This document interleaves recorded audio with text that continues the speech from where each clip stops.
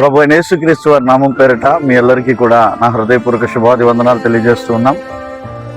నేను ఈ వీడియో చేయడానికి గల ప్రత్యేకమైనటువంటి కారణం ఏంటంటే, చాలా మందికి ఉన్నటువంటి సందేహం, దేవుడు పరిస్థితులను మార్చగలడా, దేవుడు స్థితిగతులను మార్చగలడా? ఎస్, 100%.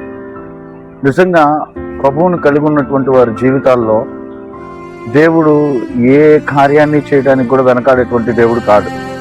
వాస్తవానికి చెప్పాలంటే, మా నాన్నగారు హైదరాబాద్ బాలనగర్ IDPL కంపెనీలో మంచి ఉద్యోగం చేస్తున్నటువంటి పరిస్థితి, ఖర్చుగా 36 సంవత్సరాల కిందట.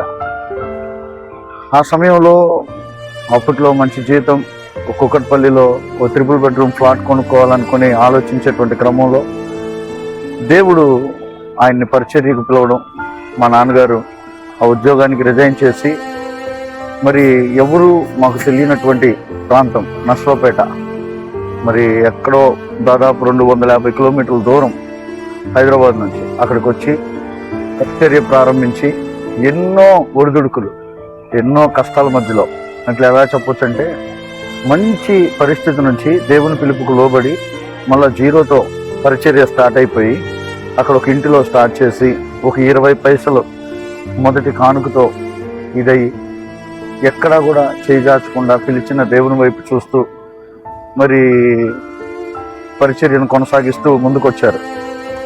అయితే మేము మొత్తం ముగ్గురం, నేను పెద్దోడిని, 2 నా తమ్ముడు, 3 నా చెల్లి. సో మా ముగ్గురు మరి చదివించే విషయంలో కూడా మరి పరిస్థితి ఆర్థికంగా చాలా కష్టమైనప్పటికీ కూడా ఎక్కడా కూడా లోటు లేకుండా చాలా మంచి చదువు చదివించారు.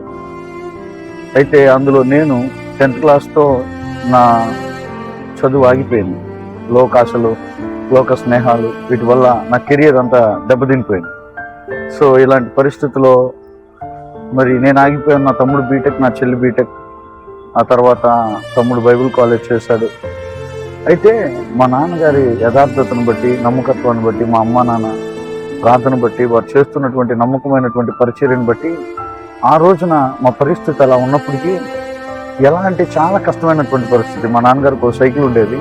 ఆ సైకిల్ మీద ముందు నేను మా తమ్ముడు కూర్చునే వాళ్ళం, వెనక మా చెల్లిని ఎత్తుకొని మా అమ్మగారు కూర్చునేది, సైడ్ ఒక డ్రమ్ కట్టుకొని ఇలా పరిచర్య ప్రారంభమయ్యి మరి నేను చదువులేనోడిగా మిగిలిపోయాను, మరి దౌర్భాగ్యుడిని అయిపోయాను.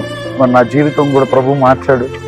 ఎన్నో యాక్సిడెంట్లు, అపాయాల నుంచి తప్పించి, మరణాపాయ పరిస్థితుల నుంచి ప్రభు నన్ను బ్రతికించి, మరి నాకు కూడా వివాహం అయింది. మరి ఏ చదువు లేనటువంటి నేను ప్రభువుకి నా జీవితాన్ని సమర్పించుకున్నాక, నేను దాదాపు ఇప్పటికి ఒక 18 దేశాలు వెళ్ళి సువార్త ప్రకటించడానికి దేవుడు కృప చూపించాడు. అలాగే నా తమ్ముడు, మరి వాడి జీవితాన్ని దేవుడు ప్రేమించి తన భార్య వైజాగ్లో KGH హాస్పిటల్లో మరి అసిస్టెంట్ ప్రొఫెసర్గా జాబ్ కొట్టడం, మరి అద్భుతమైనటువంటి రీతిలో నిజంగా వారు ఈ రోజున ఇక్కడికి షిఫ్ట్ అవ్వడం, వారిని చూద్దామని మేము కుటుంబంతో వస్తే, ఈరోజు ఎన్నడూ కూడా కనీ విని ఎరుగని రీతిలో, సార్ మీరు చూస్తే మరి నో హోటల్, ఇది చాలామందికి చాలా సింపులే కావచ్చు, కానీ మా జీవితాల్లో మాత్రం ఇది చాలా గొప్ప ఘనత. మరి ఒకప్పుడు మమ్మల్ని మాకు తిండి పెట్టి మా తల్లిదండ్రులు పస్తున్నారు, ఇంట్లో మాకు తిండి పెట్టి మా తల్లిదండ్రులు పస్తున్నారు. ఈరోజు మరి మా తమ్ముడు, తన భార్య మమ్మల్ని కుటుంబంతో ఇక్కడికి తీసుకొచ్చి ఇక్కడ డిన్నర్ చేయడానికి దేవుడు కృప చూపించాడు. తన ఉద్యోగం చేస్తూ మమ్మల్ని ఇక్కడికి తీసుకొచ్చింది. ఈరోజు నా చెల్లి పరిస్థితి కూడా చూస్తే, మా బావగారు హైదరాబాద్లో మంచి ఉన్నతమైనటువంటి పొజిషన్ కలిగి ఉన్నాడు, ఉన్నతమైనటువంటి పరిస్థితిలో ఉన్నారు. వారిని ప్రేమించి దేవుడు బిడ్డలనిచ్చారు.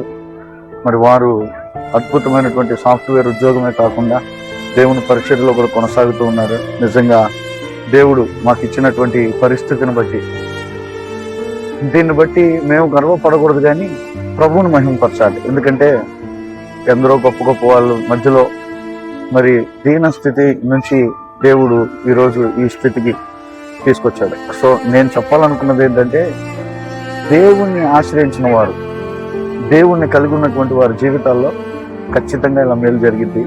సో మా జీవితాల్లో మేలు చేసినటువంటి దేవుడు మీ అందరి జీవితాల్లో కూడా మేలు చేస్తాడని మరి సావుకునిగా పలుకుతూ, మీరు కూడా ప్రభు వైపు చూద్దాం.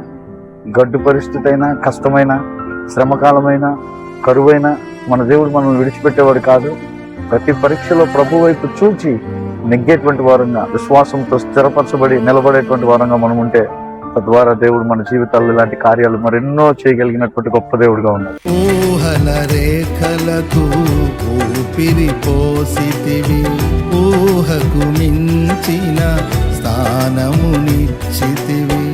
ఏమి చుచితివి యోగ్యత నాలో, ఏమిచ్చి నీ రుణము నే తీర్చెదను.